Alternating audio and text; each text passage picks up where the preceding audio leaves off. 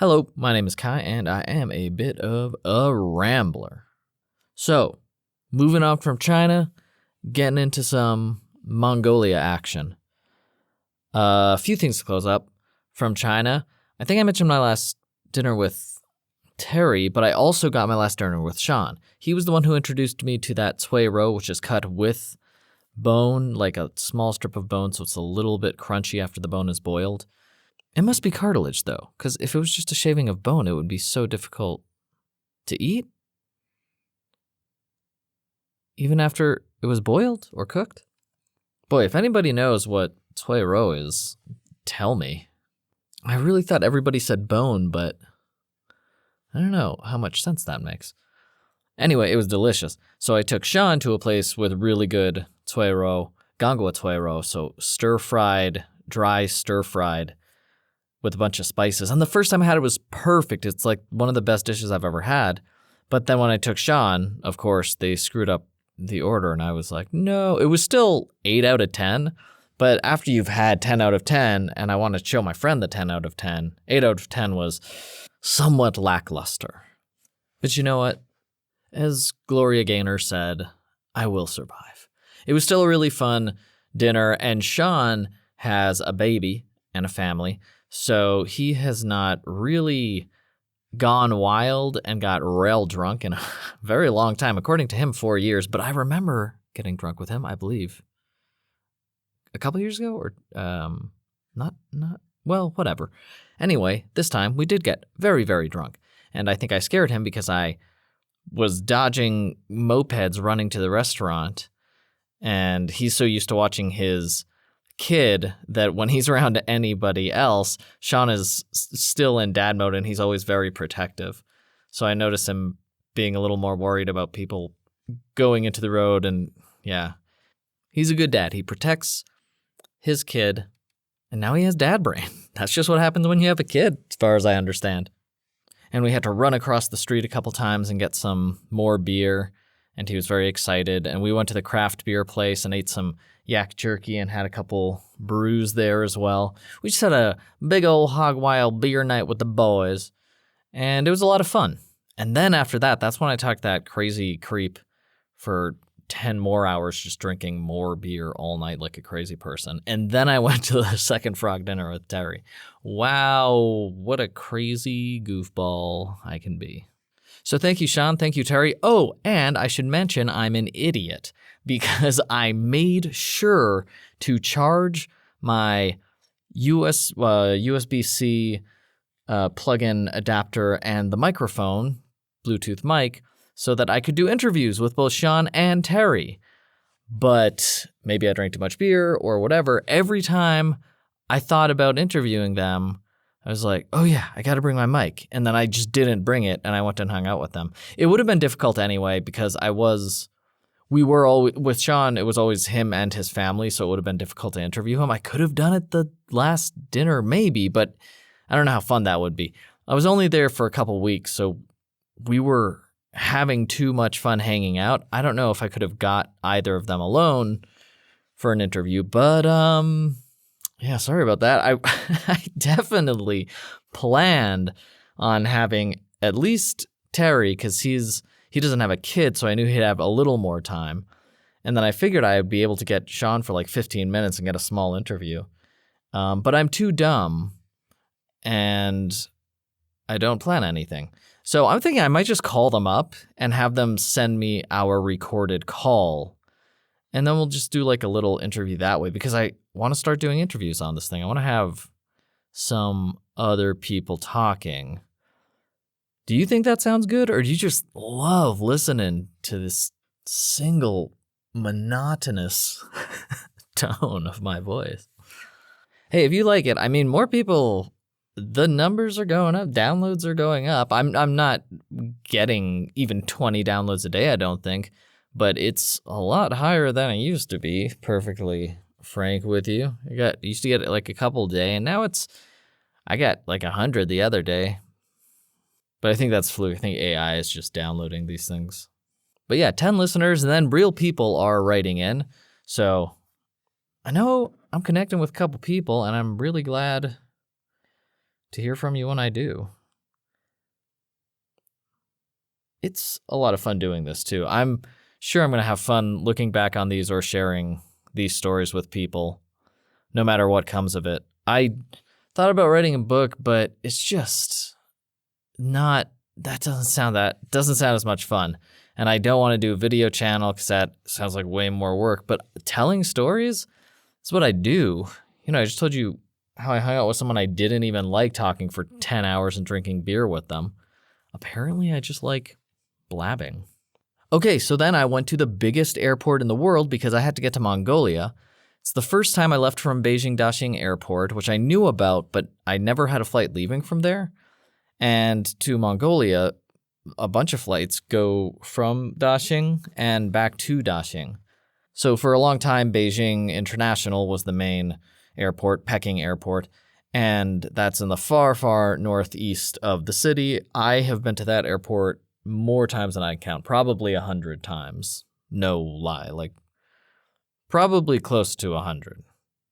I would, probably close to 100 times because I did a lot of visa runs from that airport back in the day. And then I also went through Beijing. Every time I visited countries through Asia, I would fly through Beijing. So maybe 100 times, which is wild to think about. But Daxing, a new airport, 2018, 2019, something, fairly new.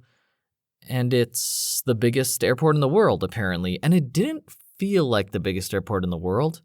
But I don't know. That's what the online sources say. So who am I to disbelieve them? Except clearly I don't trust them. It's a very nice airport, and it was shockingly empty.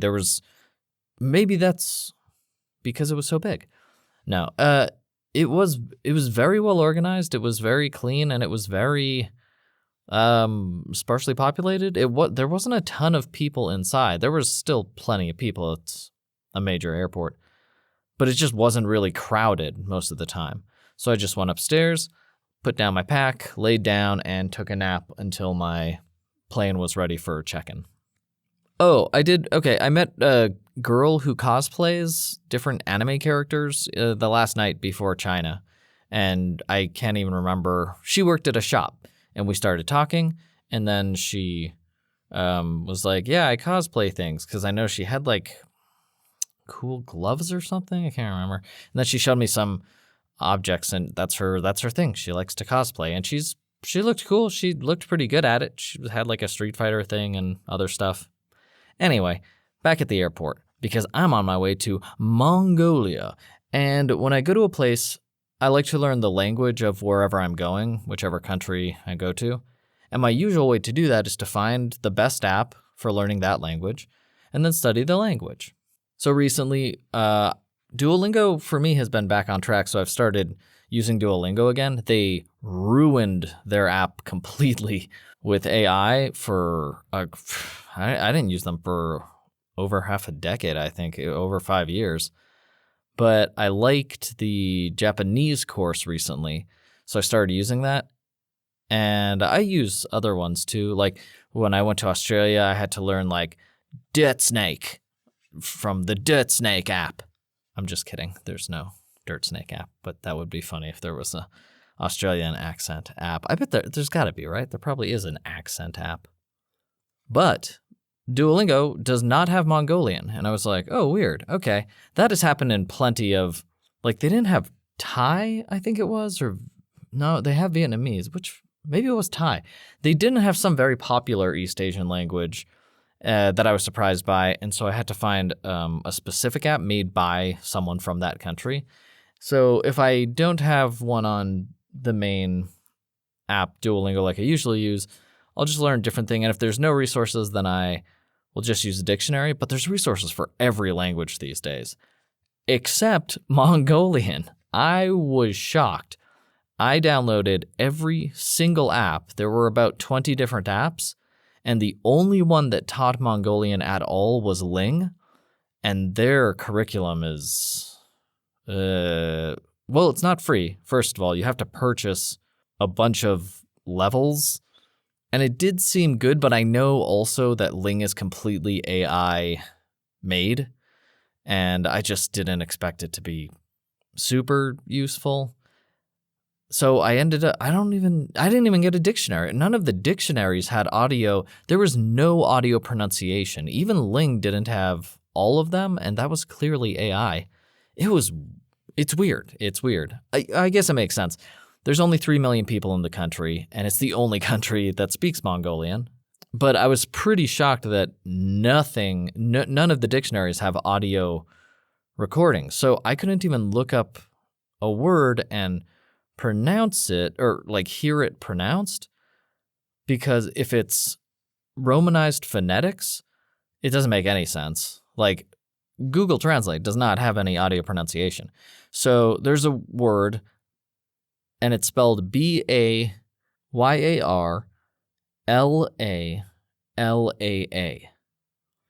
So that sounds like Bayar Lala, but that's wrong. And it's even written like that in Mongolian, but that's not how anybody says it.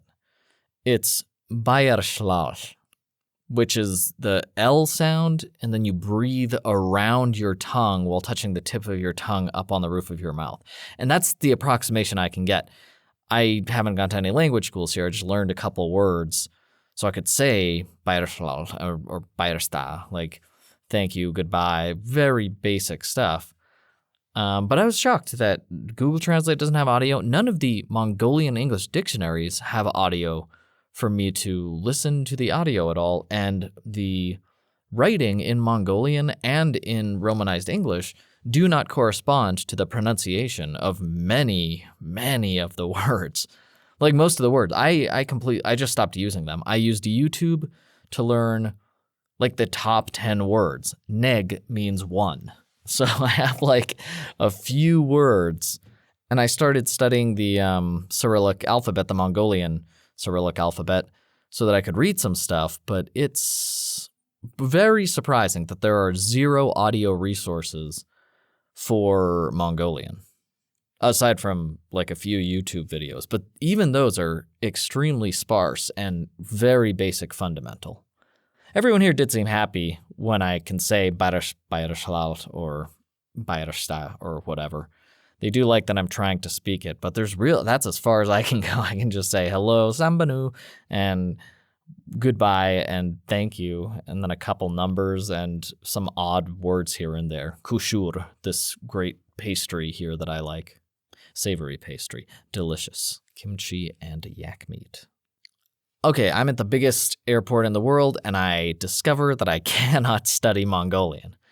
So that really irritates me, and after going through every single app available for learning Mongolian and not finding a single one that provides audio pronunciations, I shrug my shoulders and say, hey man, that's life, because you know what? It is, and sometimes you just don't have the resources you need. And if this was 30 years ago, I wouldn't even have apps. There would be I'd have a pocket dictionary that was completely with all these spelling errors that don't coordinate to the spoken language. YouTube wouldn't be a thing. I wouldn't have anything. So, at least I had a couple basic words, and I've studied plenty of languages before. I'll get to study languages again. I'm going to study Korea when I go to Korea, and I'm going to study Japanese again for the 5th time when I go to Japan. I'm plenty fortunate. I shouldn't be complaining, but I really wanted to study Mongolian because it's cool, and this is a cool country, and these are cool, stylish people. Mongolians are very stylish, and they have tons of restaurants from Korea here, so I'm wondering if they're like influenced by Korea, but they don't wear a ton of makeup. It looks like the girls are starting to wear some sort of makeup tutorial makeups, but it's not very popular here, and their dress here is like motorcycle club chic. It's like very tough and cool and not super delicate, and delicate is a good way, like the South Korean generally is. Oh, wait, there's one other thing from China, it looks like, is this in the wrong? No, it's mostly in order. There's just one Beijing thing that was not in order for some weird reason. Oh, you know what? There's 2 things, because right before I left, I talked to someone in a park. I just hung out, and then she said I made her feel open-minded. And I was like, yeah, cool, dude. High five. Travelers help people feel open-minded a lot. I hear that a lot, so that's always nice to hear. Did I say that last week? I can't remember. Okay, wait, there is this last thing. So before I left Bangkok, I was talking to this girl in the hostel, and at first she was very excited to hear about traveling, and then she just said, yeah, but you're so lucky because the US dollar is worth so much. And I was like, well, you're a corporate lawyer, so you probably make a lot more money than I do. And she said, yeah, but you have USD, so it's worth more. I was like, well, not really. If you have the equivalent that I have, like more equivalent money than I do, then you have more, even if you only have renminbi. And she was like, yeah, but renminbi is worthless. I was like, no, 6 of them are 1 USD. So if you have 1,000 renminbi and I only have $50 US, you'll have much more because 50 US is only 300 renminbi. And she was like, yeah, but with 50 US, you can buy 5,000 renminbi. And I realized that she didn't understand foreign currency, like the exchange rate. She didn't get that. She was just like, you have magic currency because it's from the US, which I do hear occasionally. There are people, especially from China, that have that mindset. It's not super common, but it does happen. But I was kind of surprised because she seemed very highly educated. She spoke fluent English. She was a native. So she was like fluently bilingual and seemed very smart and also worked with international clients. So you would think she'd understand okay, so I thought that was weird enough. And then she got a little irritated about that, but I just moved on. And I showed her some receipts. She was like, well, how can you live on $500 a month? And I showed her, I was like, well, I stayed in this hostel. It's $100 per month. And then that's with utilities and Wi-Fi. So I have $400 extra the rest of the month to eat food or rent a bike and go somewhere or buy swimming gear or whatever. Just do whatever I want. And she's like, because it's USD. And I was like, no, not because USD, because it's 400 USD equivalent in Thailand or whatever. And things are cheap. Things are cheaper in low-cost countries. Like China's food is much cheaper than US food. But you can go to Thailand and some of their products will be even cheaper than some of the products in China. And she was like, well, I've only been to Bangkok. I haven't been to Thailand yet. And I was like, oh, Bangkok is the capital of Thailand. So you have been to Thailand. And she gave a very haughty laugh and said, no, I went to Bangkok, the country. I have not been to Thailand. And she was getting pissed at this point. And I was like, I'm sorry. Bangkok is the capital of Thailand. So you've been to Thailand. And she was like, well, who knows? Maybe you're right. Maybe you're right. And I was like, yeah. I mean, we have phones. We can just check real quick. And then she was like, anyway, I have to go, and left. I have met plenty of people in China, my 6 and whatever years living there and visiting, and even in other countries. If someone's speaking Mandarin, I like to talk to them. And then they're like, oh, you speak Mandarin. And we have a conversation. It's fine. I met plenty of people. The lack of awareness about the wider world around this international business lawyer bowled me over. I was very surprised at the turn this conversation went. I don't know. And I know plenty of Chinese people who have been to Bangkok. I've never met one who thought Bangkok was a separate country than Thailand. That is remarkable. Even just the size of Bangkok, how looking at a map, it says capital. I was amazed that anyone could think that was a separate country. I'm so curious how that happened, especially since she was there. She lived there for like a month for a business trip. And somehow it skipped her awareness that Bangkok was part of Thailand. And lawyer. Anyway, weird. Thanks, lawyer girl. It was an interesting talk. Broadened my mind. Okay, we're almost in Mongolia, folks. So I am on the plane and I'm waiting for someone to sit next to me. And, you just have luck. Sometimes they're cool, sometimes they're not. And this girl walked up and sat down next to me. And she was cute. And I looked over. And then I was like, wait a minute.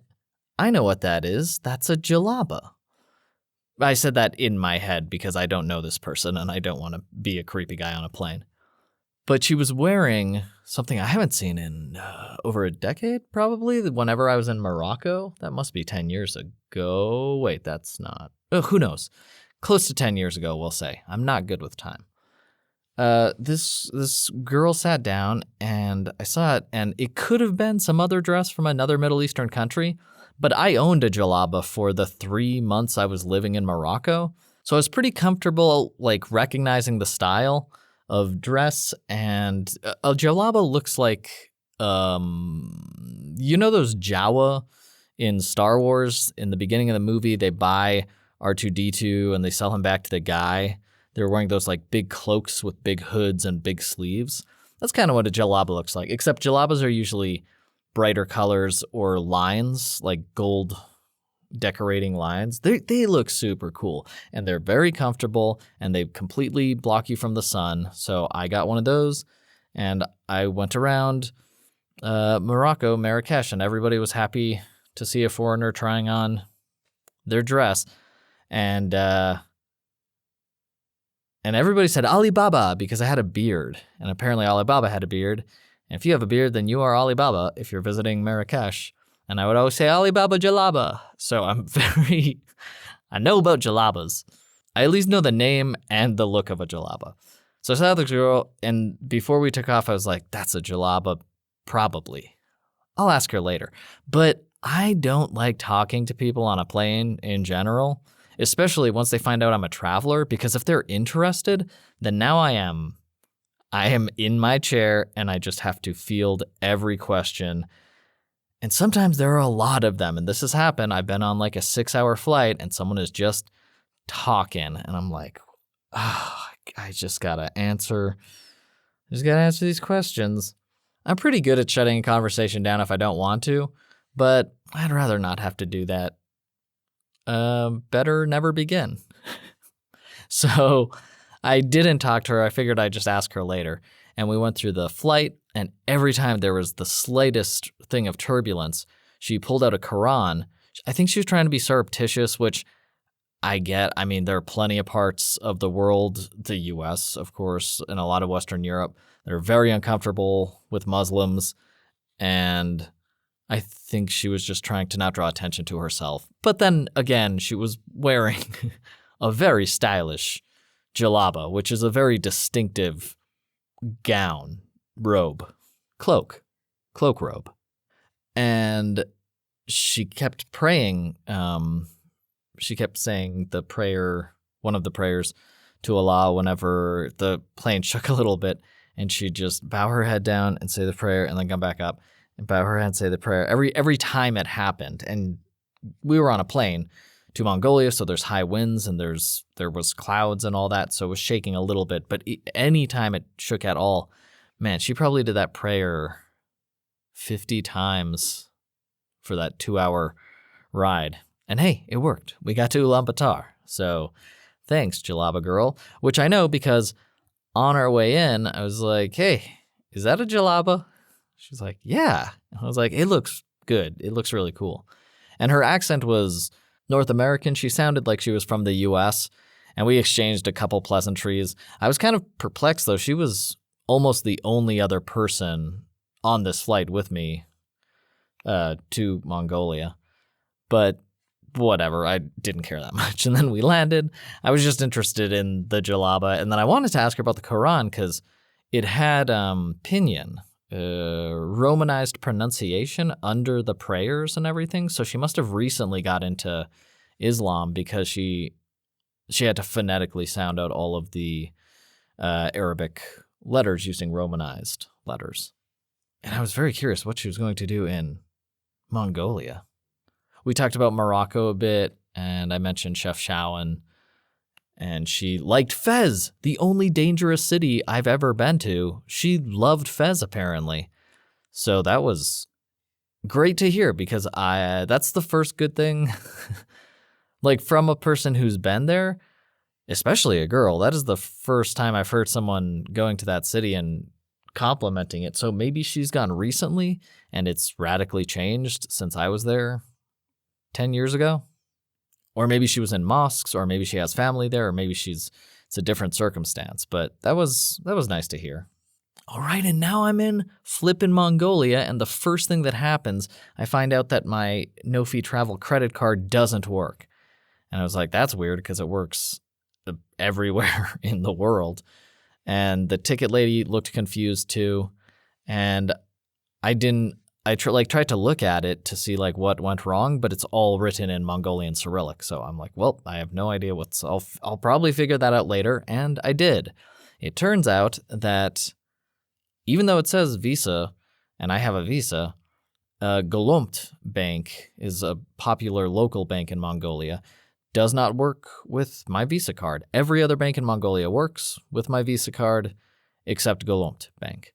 And there's TDB and Hasbank and Hanbank, and I've tried all of them and they all work fine, but there's something wrong with Golomt. So I don't know if it's all Visa cards, but if you head there and your card doesn't work in a place, try another place with a different looking card reader. The card readers are different styles based on which bank produces the card reader. So if you're in Mongolia and your card doesn't work, try another store with a card reader that looks different than the one your card was declined on, because apparently some of the banks aren't tied into the international credit system, so they don't work with international cards, is what I'm thinking. But that's okay. I transfer like $30 US in cash, and turns out that's a ton of money. I really thought I only had like $10 left of my Japanese yen. That's all I used, actually. I just used the leftover Japanese yen, and I really didn't think I had that much. But I got like 200,000 tugrik, which is the Mongolian currency. And that was 10 times as much as I expected to get. I thought I was going to get 20,000, which I knew was enough to take the airport limousine into the city. And then he gave me 200,000, and I was like, I don't know. Whatever. I took it. Obviously, it's a big stack of cash.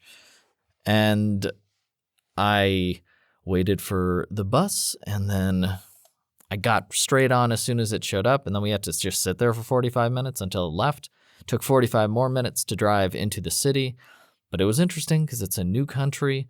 It was late. It's already midnight. I'm excited to be in a new country, and everyone's speaking Mongolian, which is such an interesting language. It's like halfway Chinese, halfway Russian. There's a lot of aspirants like that. But it's a little guttural.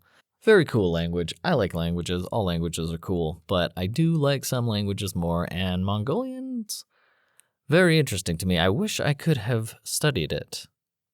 But oh well, I can't. So I get into the city. I get off at Sukbatar Square, which is the main square of the city. And all of a sudden I realize how tiny Ulaanbaatar is. Like, I had heard, people told me that it was a very difficult city to walk around. And I have no idea what they're talking about because it takes maybe 2 hours to walk from the extreme north to the extreme south of the city. And it would probably take 5 hours to walk from the west to the east of the city. Just strolling down the street. If you're driving a car, it would be like 10 minutes northwest and 20 minutes east-west. North, south, east, west, I mean. It's, and it's all completely flat. Oh, no, actually the north of the city does go up in elevation, but it's largely flat. It's a pretty flat city overall. So it's definitely walkable. It's easy as heck. I got from the middle of Sukbatar Square to the far southeast, walking at a brisk pace because it was chilly, and you never know with Airbnb, the map might be wrong. Maybe you'll have to search around for a while to find it. Doesn't happen a lot, but I was just thinking. So I was walking at a brisk pace, and I think maybe it took me 1 hour to get to that. I'm thinking like 45 minutes. It really was a pretty easy walk to get to the apartment. And I found it right away. It's a nice little spot. I'm digging it. I stopped on the way and got some horse jerky and some yak jerky from a convenience store. Got a couple beers, got like a sandwich or something just to try like the local snack food they have in the convenience stores. And it was good. It was soup. The meat is incredibly high quality. I'll say that. The meat here, always super fresh, probably because it's a cold temperature and the air is really dry. But all the meat is so fresh here, and I really liked it. But it's so fresh and so like real. The meat is so real that it's almost too rich, especially the yak meat. But I love it. I'm definitely into yak meat. I was just surprised at how not full, but how sated I felt after a few bites of this yak jerky. I didn't finish it all. I brought more than half of the pack home with me, which shocked me because I can eat jerky okay, also, this wasn't completely dry jerky. It was slightly moist jerky, and I don't like that as much as really dry jerky. But I was glad. I walked into a store, and the first thing I see is horse jerky, yak jerky, and a row of beer. And I was like, well, I guess I know what I'm doing to celebrate my inaugural visit to Mongolia. And it was good. So I walked down, got into my room, passed the F out, and then the next day I thought, okay, this is the first real day, so you get to have one more beer before you take a little break. And I went down to the supermarket, and there's a great supermarket, and as I've stayed here longer, I found out it's one of the best supermarkets. Not even a 5-minute walk from my building. And there's only 2 of them in the city, or not many of them, and it was very close. So I went inside, and I love looking around supermarkets and seeing all the different foods and the different things that are normal in each country. Each country is like, well, yeah, of course we have dried pitted plums. Everybody loves dried pitted plums, but you're not going to find that in every country that's just like commonly like real fruit. It turns out they have a lot of dehydrated food here. It's a big thing, which I kind of knew that. They do preserve meat and preserve a lot of things in Mongolia traditionally because they're nomads. But there's a lot of dried fruits and dried meats that you can get in this country, which I like because I like dehydrated food a lot. And after I'm walking around looking at stuff, I see this guy at a chicken shop, and for some reason it sounds good to me, so I walk over and say, hey, and he talks in fluent English, and I'm shocked because he's the first person, I think, who speaks English that well. I find out that they don't teach English in every school in Ulaanbaatar. It's not super common. So people don't learn English growing up in Mongolia, apparently, by default. Some do. So another person told me that all schools teach English, but that was the only person that told me that. Another 10 people told me that they don't teach English in schools. So I think that person maybe just wanted me to think better of the country, but I don't judge anyone for not teaching English in their schools. Anyway, this guy, great English. Oh my God, I should have freaking interviewed him. What is wrong with me? Okay, maybe I'll do that. That's so funny. I've gone back a few times and their chicken shop is closed down right now. Okay, I meet this kid. Kid is cool. His name is Boynan. He has 3 scholarships. He's college age. He's going to go to university soon. He can go to China, South Korea, or Japan. And I was like, man, if you go to China, it's going to be the best food in the world. And then he was like, yeah, but I'm really sensitive to smells. And I was like, then you probably don't want to go to China because of those 3 countries, China's smells are the strongest. And he's like, especially body odor. And I was like, ooh, that's another red flag because if you're on one of those subways, you're going to run into a couple people with body odor. And he told me he used to work at a Mongolian restaurant here, and he could smell Chinese people when they went into his restaurant. And if you're a U.S. person, you're like, what? That's racist. That's how people talk in other countries. There's no veneer of civility or non-bigotry in most other countries in the world, including Europe. In most countries, you don't get the cultural attitude that you shouldn't judge a book by its cover. So that's a very common thing to hear from any country. Chinese people say similar things about Japanese people. Japanese people say it about Koreans. Everybody has their opinion. Well, Japanese people, because they're so polite. But, oh, actually, you know what? No, I know a Japanese guy, and he definitely complained about Chinese people the whole time, just how dirty everything in China was. So you will get, that's very common. That's just blunt like thing. And that's what he told me. And I was like, well, I have friends there and they're not all smelly. He's like, yeah, but usually they're so smelly. I was like, okay. And then I talked about South Korea and I was like, it sounds like you want South Korea. Japan's a little uptight. They're not super happy all the time because they have to work so much and they're very detail oriented. So if you just want a fun, like the best experience, probably South Korea. And he likes Korean. He's interested in the language. He likes the music and it seems the dramas, it seems like that's where he's leaning anyway, but he's still going to go on a trip. Very brave. He's going to go to Beijing and check out China, which he's going to hate because the air smells bad in Beijing. And then he's going to go to South Korea and then he's going to go to Japan and then bounce back to Mongolia after, make his decision. I'm betting it's going to be South Korea. But he was a nice guy to talk to and it was really interesting. We talked for a while, maybe 25 minutes, and I ordered soy. Oh, there's so many Korean restaurants, and there's so much Korean chicken here. So I ordered some Korean fried chicken from him, soy garlic, but it's still really sweet. But it was good, and he cooked it good. And we talked about recipes for good Korean chicken. And I was like, I don't know, but you got to fry it twice. And he's like, it's not my restaurant. They won't let me. All right, so I'm talking with Study Boy, and then I get the chicken. Oh, I told him that I wasn't going to eat chicken because I usually don't eat that early in the day. And then I walked by the beer section and there was like 50 beers to choose from. And I was like, well, and I grabbed a beer and went back and I was like, hey, I got to try this beer. So I'm going to need some fried chicken with that. And he was like, great. And fried me up some soy garlic fried chicken. I said, bon voyage to the fella. Oh, they cook it fresh too, relatively, it's a fast food thing. But he cooked it right there. So it took 10 minutes, but then got my beer. Got my chicken, said goodbye to Study Boy, and went out the door, checked out, and I just sat down outside on a bench and ate. And within a minute, a homeless dude walked up and started speaking Mongolian. And I was like, sorry. And he said, where are you from? And he said a couple things in very broken English. And then, without caring what my answer was, he just pointed to the beer I was drinking. And I was like, yep, it's good. I like it so far. And then he pointed at it again and then pointed at himself aggressively. And it clearly could only mean, give me that beer. And I said, nope, I'm drinking this. And then he nodded. He said, okay. And then he just sat next to me while I ate my chicken and drank my beer.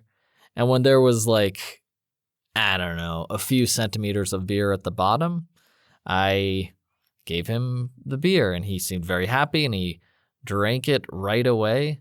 I hear alcoholism is a problem here, so I decided not to drink outside after that because that was fast. I saw him crossing the street and I could tell he was already beelining toward me, and then he did. He came right across the street, over the sidewalk, into the store area, on the bench sat and was like, beer, I want beer. So alcohol is probably, and they like vodka here a lot too. I don't want to drink vodka. I just want to chill. I just want to chill and have some chicken and beer. But I was also thinking, like, this guy's life probably, it doesn't look like it's great. He's not going to not drink beer because I don't give him the last of my beer that I don't want anyway. Just give him the beer. So I gave him the rest of my beer. And he seemed very happy for it. I think he said thank you, or maybe he said buy or something. Or maybe he just drank it. I can't remember. It's my first day in Ulaanbaatar. I'm going to walk around, see. The first thing I do in any new city is walk all around and find all the little alleys and figure out all the cool stuff to check out. And I was already having an interesting day. And did I get my phone the first day? Let me check. You know what? I might have, and I didn't write that down.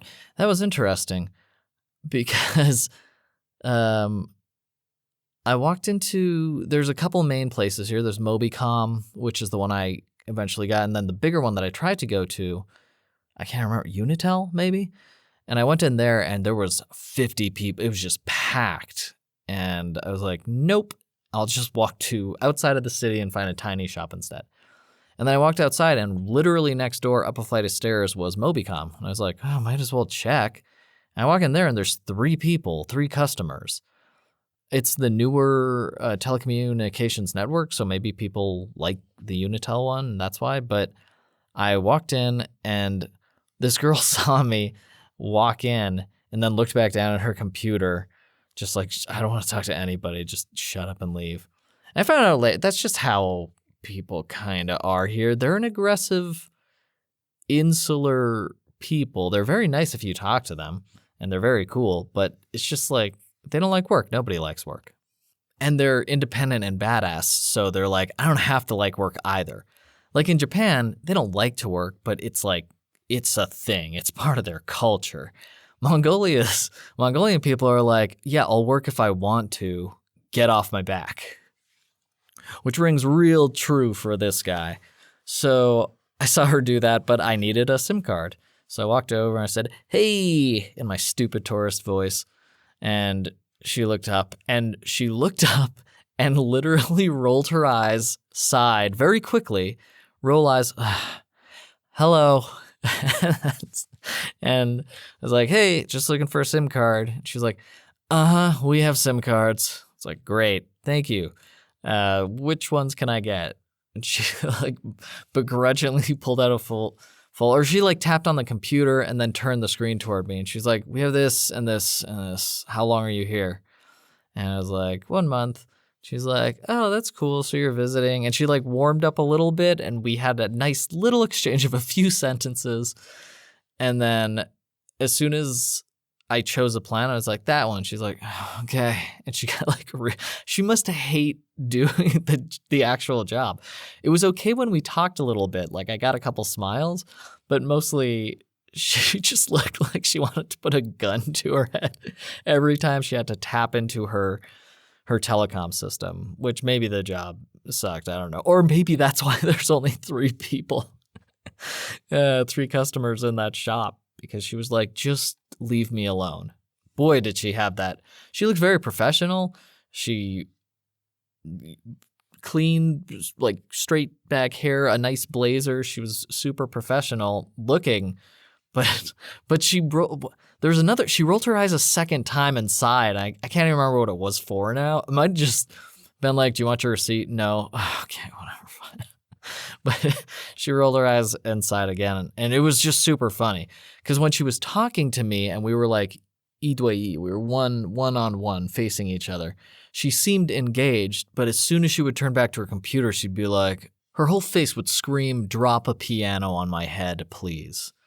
It was pretty fun to be part of that interaction, I'll tell you. I just like watching stuff. I like observing people and learning things. And I was just fascinated by this girl. Just like, what is going on with her? Maybe she's having a really bad day.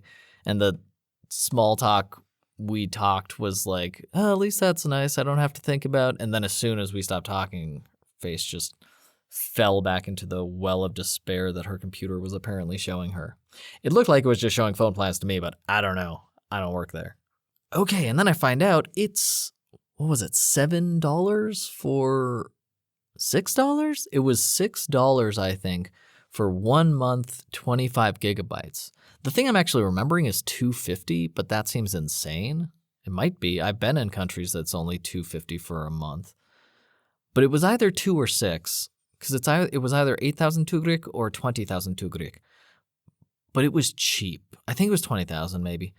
It was cheap as heck for $6, 1 month, 25 gigabytes of data. And I don't use a ton of data. I have offline maps that I use most of the time.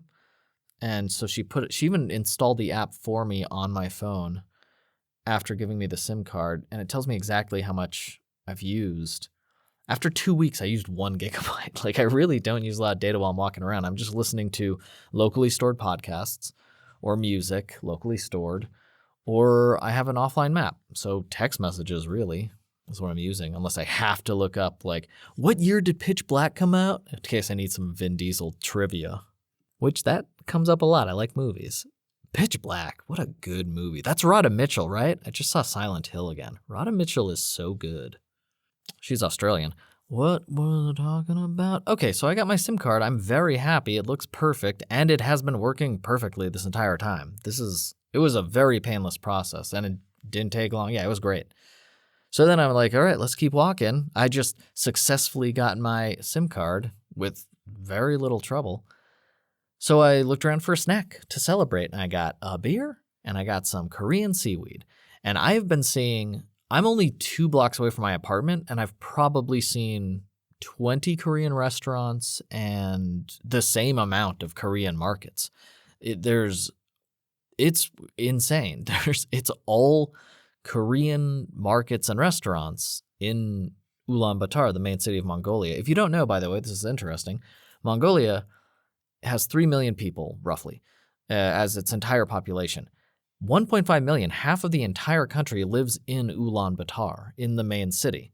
And then across the entire rest of the country, which is quite large, is the other 1.5 million people totally spread out.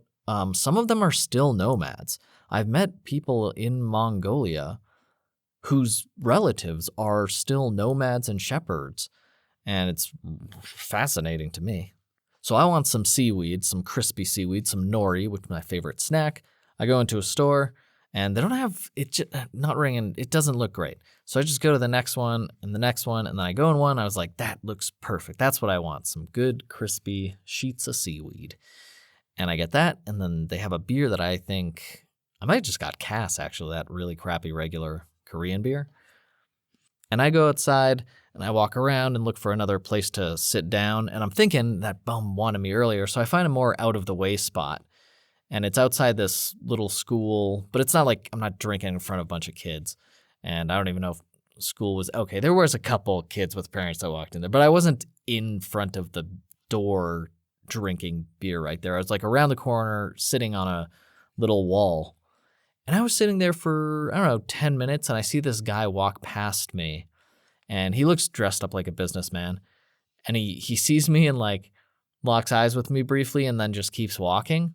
And then he sits down at a bench maybe 50 feet away, but he has a line of sight on me. And I see him just looking at me. But I've been to 30 countries. People look at tourists. They're just like, what the heck is this not my countrymen doing here? And it's often just naked curiosity. And I didn't sense a lot of animosity, but already I got the sense that Mongolian people are more aggressive than most other countries.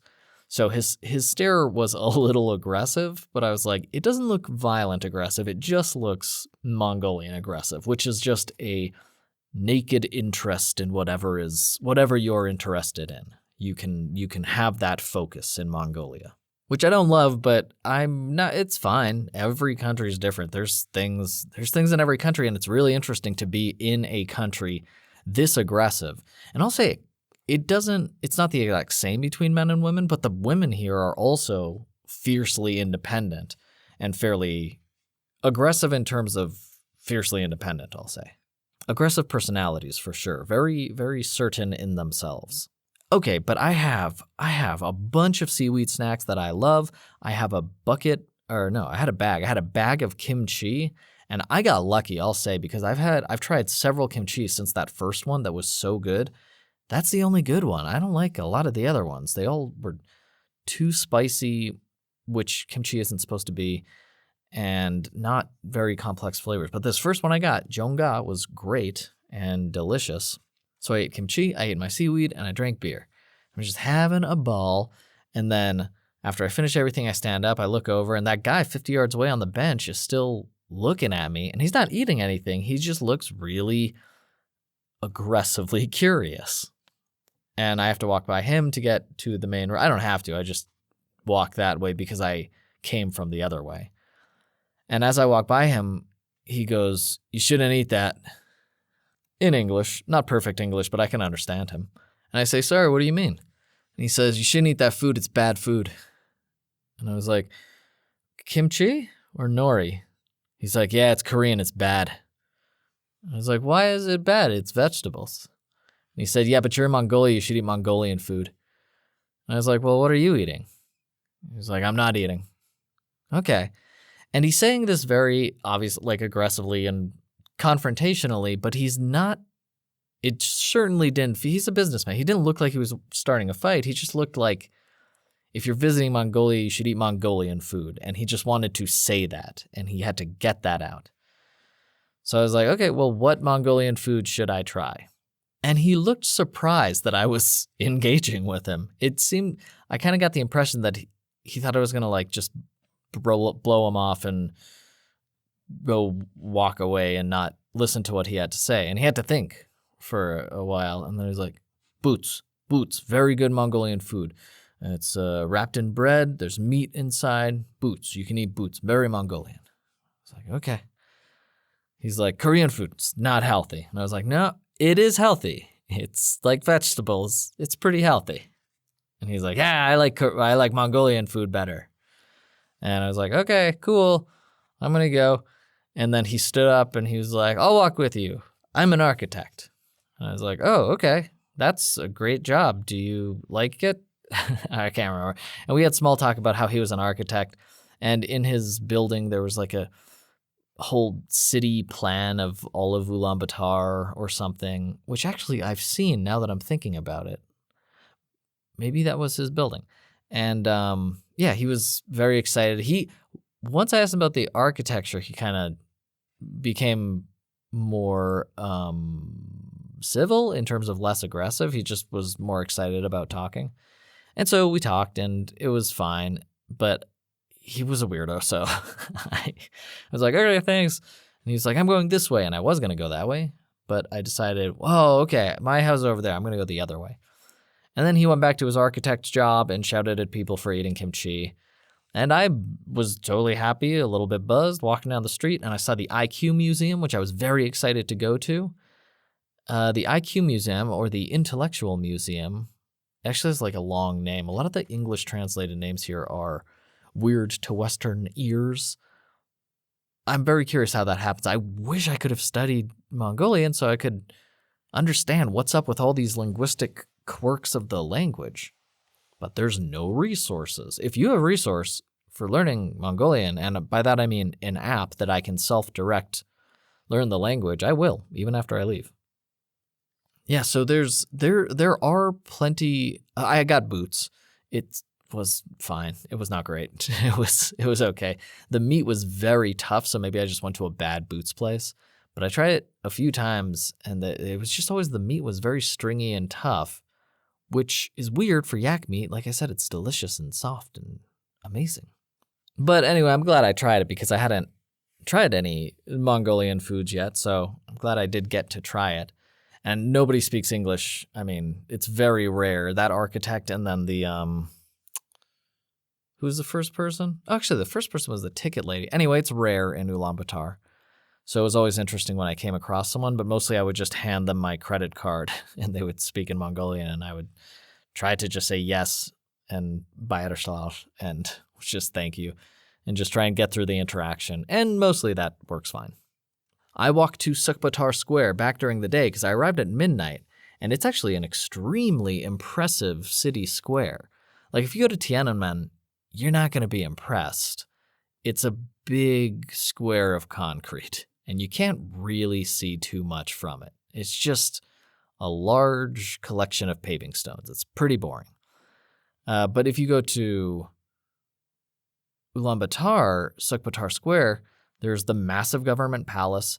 There's a giant 5-meter statue of Genghis Khan sitting on a throne, cast in bronze, just staring down at you from his throne. There's another amazing horse statue. There's the National Dramatic Theater for Arts, or whatever it's called, National Drama Theater. All these very impressive looking buildings around the square that I thought were very fun to walk around and see and take pictures of, and especially with the sun setting, the sunsets here are really, really beautiful. The sun is very strong and very yellow, and the skies are often blue with very nice clouds in them. So every single like sunset magic hour picture I take here are stunning, just like Japan, actually. Very, very stunning pictures here. So I enjoyed Sukbatar Square, and I even though it's very aggressive, I do like a lot about Mongolia. It seems very practical, again, which I like about China. They're just going about their lives as they understand it in their country, and I don't think there's a lot of religion here. And nomads are very normal here, so that's nice because I've been traveling for 15 years. So just to know that if I told someone, oh yeah, I've been traveling for 14 years, they'd be like, yeah, that's what you should do. This is the most nomad country there is. It makes perfect sense to them. And well, I'll get more into that later, I guess. I went to a Japanese restaurant called Haku, and it was pretty good. I got some karage, and I got a lemon, what are they called? The lemon sour? Yeah, the Japanese lemon sour. I went into some Mongolian restaurants, but the menus they had like 8 dishes, no matter what Mongolian restaurant I went into, and none of them looked amazing, and half of the dishes were Korean or Japanese anyway. So it was tricky to find like just traditional Mongolian fare, and I know they're around, but later on when I did go to those places, it was still boots and kushur, which I love actually, and noodles, and then fried rice. There wasn't a lot of distinctive Mongolian cuisine, and I think that's because they're nomads. They've been nomads forever. They still are, a bunch of them. And if you're nomading, you don't have as much time to come up with fancy cuisine, especially when it gets below 0 6 months out of the year. So not a super varied cuisine, looks like. But the stuff they have is good, which I'll get into a little bit later. I went to Haku, that Japanese restaurant, lemon sour, karage, and French fries. Something else, can't remember, whatever. It was a pretty good restaurant. I decided to go back. I did a couple times, but I found other better restaurants that I started frequenting instead. The day after I got the punch card for Haku, actually. Ooh, you know what I was really excited about? I went to all the supermarkets looking at all the fun snacks they have, and then I realized they had spicy chili oil enoki mushrooms, which are one of my favorite snacks, and I get them whenever I can. And they all taste a little bit different, so you have to find which brand uses the real chili oil, or at least the better tasting chili oil. And in Mongolia, it's Yoodger, Yoodger, is probably the best one. There's another good one, but I don't even know what it was because I think it was written in Mongolian. But they have a bunch of different types of enoki mushrooms marinated in spicy chili oil, which is, yeah, like I said, one of my favorite snacks, delicious. So I got a bunch, and I ate a whole bunch that day, and I still have my bottle bidet with me, so it was totally fine after they passed through my system. And I walked down to the national park I had heard about probably a few days later of that first week, probably closer to the end of the first week. I started branching out. I kept walking around every day because it was an interesting city. It's not a flashy city, but it's definitely an interesting city, and there are things happening. There's a jazz club here, and there are concerts there. There's IMAX theaters. There's stuff going on. So I went down to the national park and walked around it. I thought I walked all around it. I walked around like 10% of it. It's a huge park. It's, I don't even know, 20 city blocks, 40? It's giant. They have a lot of space in this country, so I guess I shouldn't be that surprised, but I was pretty surprised. No, there's no way it's 40. I don't even think it's 20 city blocks, but it's large, and they have big blocks in this country. Everything's pretty big here. The people are bigger. The people are big Asians, and all the boys are handsome, cool motorcycle dudes, and all the chicks are tough ladies. So they're just cool. They're all wearing leather jackets. They got cool hair, but not like delicate South Korean hair. It's just gelled, or it's just like shaved. And a lot of them are curly haired, and some of them have brown hair. And there's an urban legend, or at least a purported historical fact, that Genghis Khan had red hair, and some say blue eyes.